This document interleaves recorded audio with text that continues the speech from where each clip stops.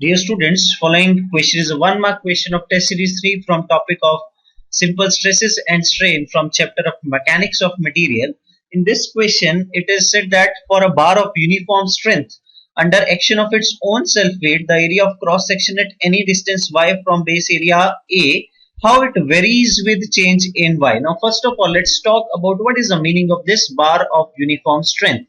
Now, bar of uniform strength is that bar with varying cross-sectional area as we move upwards from its base, such that stress induced at any section is same. That is, if we consider be it this section or this section or this AY, the stress that will be induced at this cross section will be, say, sigma, and by virtue of its changing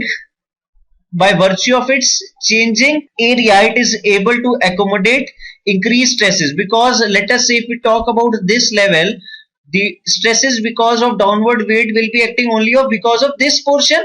Hence we know that sigma is force upon area at AY, say at level 2, sigma 2 will be F2 upon A.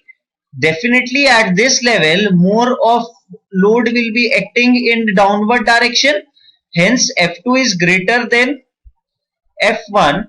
So for sigma 1 equal to sigma, for sigma 1 to be equal to sigma 2, A2 has to be greater than A1. So this is the concept that what is the meaning of uniform strength bar, and the equation for area of uniform strength bar is given by A at y, that is at any distance y from its base.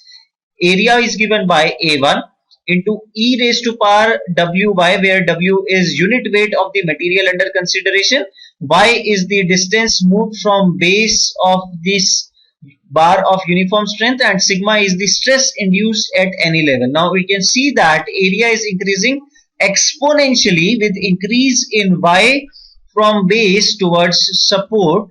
Hence it is increasing exponentially as y increases, making D as the correct choice. Thank you.